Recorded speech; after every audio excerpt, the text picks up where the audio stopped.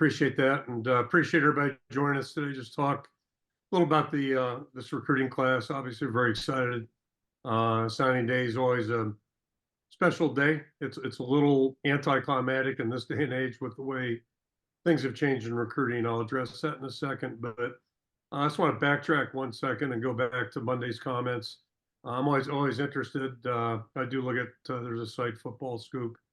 So I'm always interested how things get filtered as you go to I guess you call that a national publication. But just for the record, I said I've made 3 phone calls.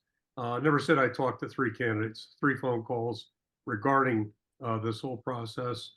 And then the other thing, just for clarification, it sounds like there's some speculation. I was not referencing anybody that's been a head coach in the Big Ten. I was actually referencing a coordinator that's come into our conference sometime in the last decade. And my point was this: there's at least there's reported to be there was a quote on Einstein's office in his he had an office at Princeton that said, not everything that counts can be counted, and not everything that can be counted counts. And that was kind of my point. The person I'm thinking about specifically had a lot of passing yards on his resume, pretty well known nationally. But you dig a little deeper, you look at his, what the win total was, where he's been, and I think that is an important statistic, most important one there is. So that's the reference I was trying to make, but it was not in reference to anybody that's been a sitting head coach in the Big Ten. Just want to clarify that. So anyway, so let's get on to business. I just want to talk briefly about the recruits. Turn it over to Tyler, who knows all the all the details on each and every one of the guys that we have signed. And right now we have 20 that are signed. One will sign this afternoon when his mom's able to free up from work and get that done. So just, really pleased about the class. As I suggested, the process has changed immensely in the last several years, most namely when they started the official visits in the springtime through June. So that's really caused a shift. So at least for us, historically, the majority of our class, has been pretty well settled by July, I would say. Tara can give the exact details, but typically there's not a lot of drama. The guys that do decide on us typically stay with us, and we stay with them. So, hopefully it's a good mutual fit. But as much as the process has changed, I think what we consider to be important really hasn't changed. Obviously, every prospect, we're looking for a degree of athleticism at their position. We may not be as picky on heights or body weights some places, but we're looking for a certain level of athleticism. Obviously, the competitive nature of that player is really important to us. How aggressive do they play? How much do they look like they enjoy it and really enjoy being out there? How much do they enjoy competing? Those things are important to us. I've never been around a good player that didn't have a high level of pride, and with that, a high level of just a really strong work ethic. Because it's hard to do anything and be good at anything. It's difficult to do, if you don't have those traits. So I think those are things that we also try to uncover, look for that type of deal. And then I think the other thing that's really tough for, important for a prospect, any player, certainly the guys in our program and most of the guys that were honored at our banquet a couple of weeks ago, the guys that were with you on Monday are examples of this. You got to have a level of patience too, and realize that, if you got a growth mindset, you're going to keep getting better. So your best football is always ahead of you. And sometimes you may be behind another player that's pretty good too. So you just keep working at it. Jay Higgins is a great example. Played behind Jack Campbell last year. But when he did have a chance to play, he played extraordinarily well. And I think we were all confident he'd play well this year. None of us probably could have expected the kind of numbers that he's put out. So he certainly exceeded everybody's expectations there.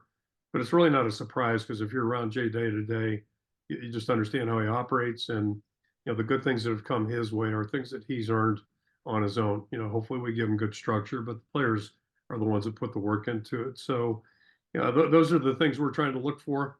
We still prefer to build our team, and things have changed in the world also this way, but prefer to build our team through our high school recruiting.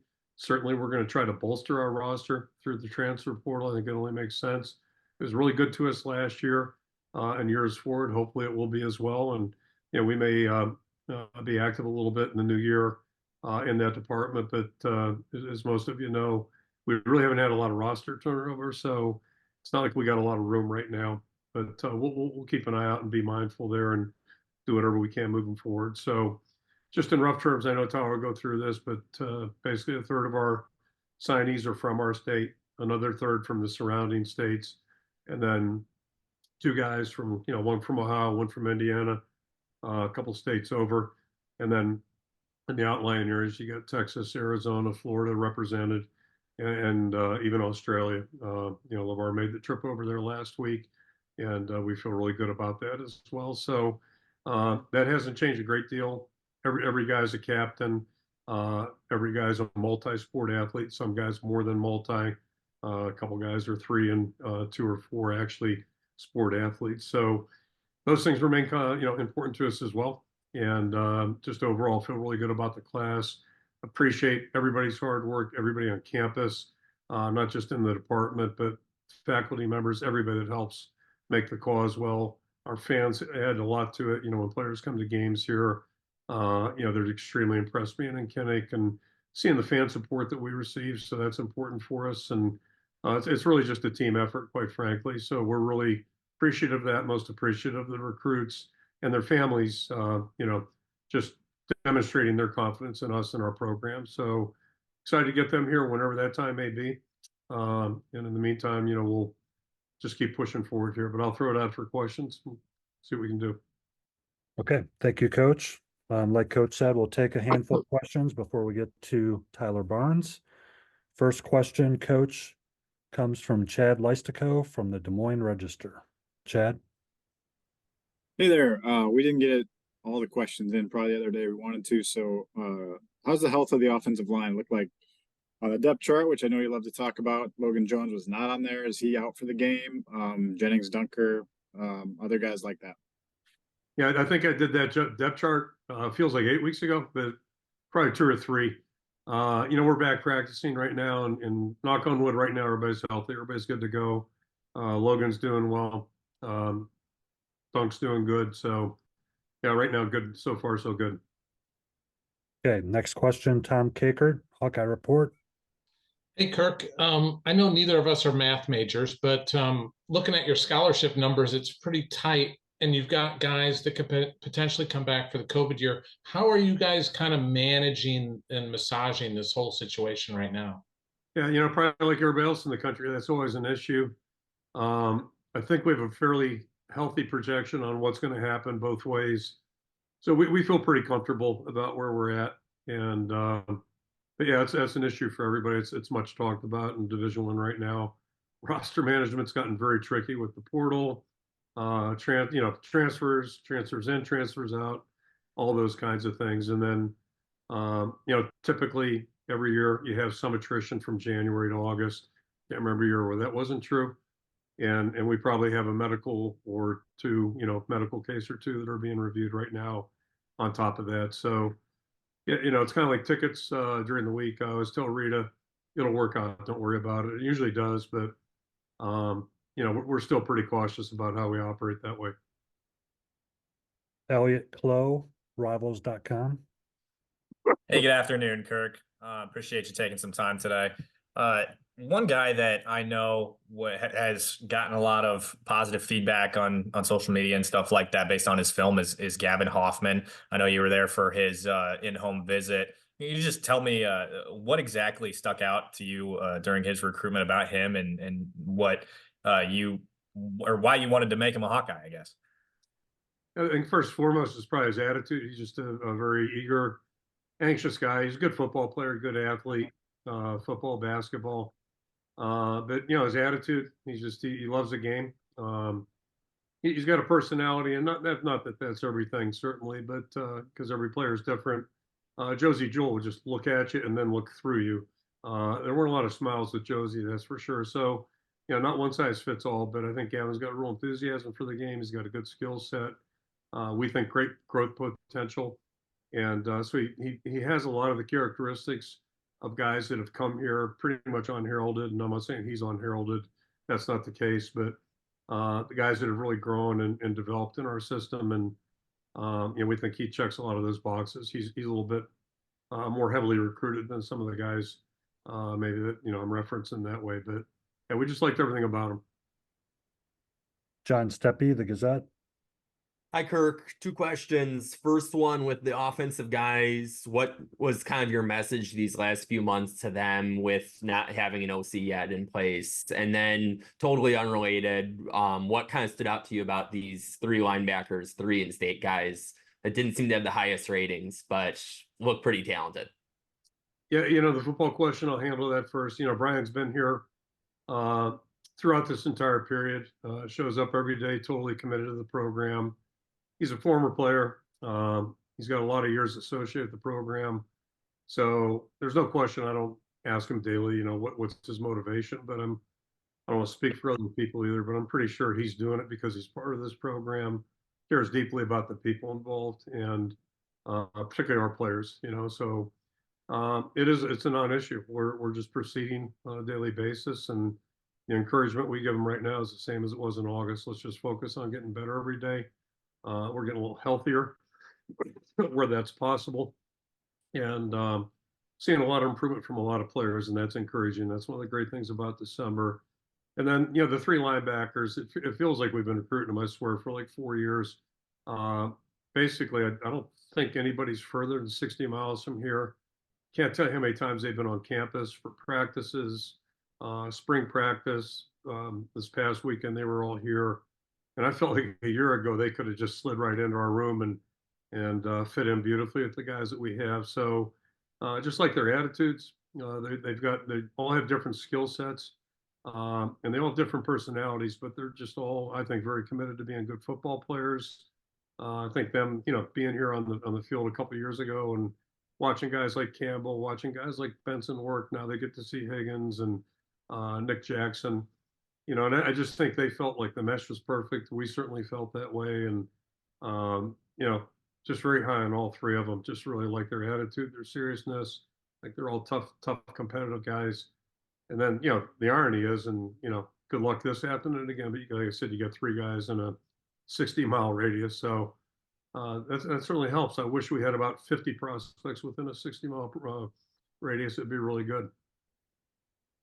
Okay, Coach, two more questions. First, we'll start with Adam Jacoby, Rivals.com. Coach, I appreciate your time. You mentioned that this is sort of a changing recruiting landscape, but you look at this class, and with the exception of the punter that you got a couple days ago, it was essentially complete by the middle of summer. Is that something you expected to have happen once you started to get the recruits, and then once they were pretty much on board? Did you think it was going to be as drama-free getting to here as it has been? Yeah, good question. It's kind of funny because my exposure to our outside worlds when I come to work or leave, it's either the college station or the NFL station. This morning I had the college station on, heard about all the drama and stuff going on and guys waffling. I guess we just don't live in that world. We really haven't had much of that for quite some time, and typically it doesn't make it right or wrong, but it's just it seems like the way we recruit, we end up uncovering guys that we feel good about, and then typically if they commit, and we ask them, don't commit if you really don't mean it. And again, there's exceptions to every rule, but for the most part, when guys do commit and the parents are involved and everybody's on board, you don't have to ride that roller coaster. We really haven't done much of that. And I'm not saying that's foreshadowing of a bad college career, but I don't mind telling you, it would be a concern for me, not a deal breaker, but a concern. If any of our coaches come in and start talking about a guy who's been in 3 high schools in 3 years, those kinds of things are just things you need to get answers for, I think, because the best way to predict the future still is to understand the past a little bit. Sometimes there are very valid reasons why things happen, and I think of an example a couple of years back. But if there's not a good reason and you're seeing some things that maybe alert you, chances are they're not going to work well here, because our goal is to get our guys here. Our number one program goal still is for our guys to graduate. Had a bunch of guys do it last Saturday. A bunch of guys did it last May. We'll have a bunch more here in the May term. So the guys that end up in the program, they typically graduate, and that's our number one program goal. I'm not the smartest guy in the world, but I know this: if you don't stay at Iowa, you can't graduate from Iowa. So, it is important to us that we're we try to be very transparent, make sure they get a good picture of what it's going to be like when they get here. And so there are no surprises, and then hopefully they get the work ethic that it takes to stay in the program and become a really good football player. Okay, Coach, last question for you. Scott Doctorman, The Athletic.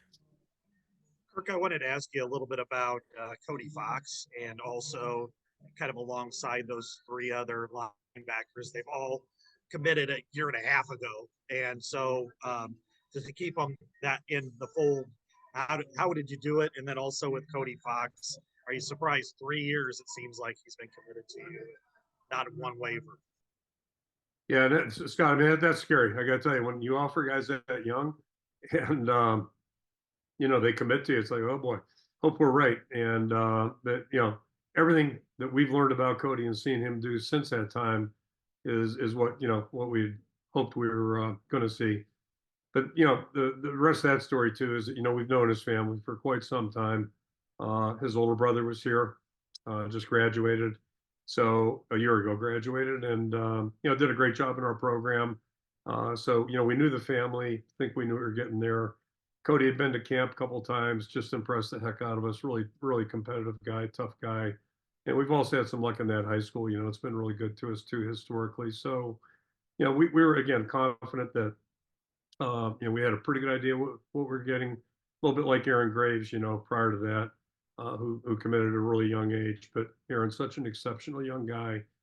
Yeah, and then the same thing to linebackers again. I don't think any of those guys, I don't want to speak for any of them, but I don't think they ever gave it a thought about, a different school or any of that kind of stuff.